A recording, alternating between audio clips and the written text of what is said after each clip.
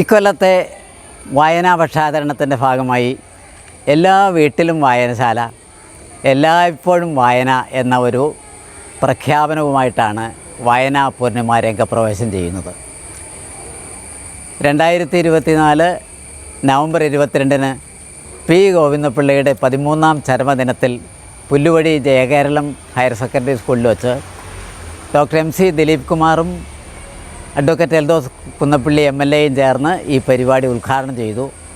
വീടുകളിൽ വായനശാല ഉണ്ടാക്കുന്നത് ശ്രമകരമല്ല, വളരെ അനായാസമാണെന്നുകൂടി തെളിയിക്കത്തക്കവണ്ണമാണ് പദ്ധതിയുടെ ആസൂത്രണം. നിങ്ങളുടെ കൈവശം ഉള്ള പുസ്തകങ്ങൾ ക്രമമായിട്ട് അടുക്കി വയ്ക്കുക, ആ പുസ്തകങ്ങൾക്ക് നമ്പർ ഇട്ട് ഒരു വായനശാലയാക്കുക. ഈ വായനശാലയിൽ വയ്ക്കാനുള്ള ആദ്യത്തെ പുസ്തകം പെരുമ്പാവൂർ MLAയുടെയും MLAയുടെയോ അതും അല്ലെങ്കിൽ ഏതെങ്കിലും ഒരു എഴുത്തുകാരൻ്റെയോ കയ്യൊപ്പോടെ നിങ്ങൾക്ക് തരും. അതുപോലെ തന്നെ പുസ്തകങ്ങളുടെ സ്റ്റോക്ക് രജിസ്റ്റർ തരും. അതുപോലെ ഈ പുസ്തകങ്ങൾ വിതരണം ചെയ്യാനൊരു കാർഡും തരും. അപ്പോൾ വീട്ടിലൊരു കൊച്ചു വായനശാലയായി. ഈ വായനശാല സ്ഥാപിച്ചാൽ മാത്രം പോരാ, ഇതിൽ പുസ്തകങ്ങൾ കൂടുതൽ ശേഖരിക്കണം.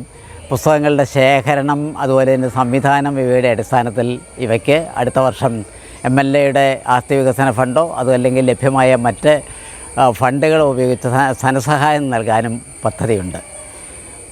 ഈ പദ്ധതിയുടെ അനുബന്ധമായി മറ്റൊരു പരിപാടി ആസൂത്രണം ചെയ്തിരിക്കുന്ന അക്ഷരമധുരം വിദ്യാലയങ്ങൾ എന്നാണ്. അക്ഷരമധുരം വിദ്യാലയങ്ങൾക്ക് ഈ വർഷം 1ാം ക്ലാസ്സിൽ പ്രവേശനം ലഭിച്ച മുഴുവൻ കുട്ടികൾക്കും മുമ്പ് സൂചിപ്പിച്ച വീട്ടിൽ വായനശാല സ്ഥാപിക്കാനുള്ള പുസ്തകം സമ്മാനമായിട്ട് നൽകുന്നു.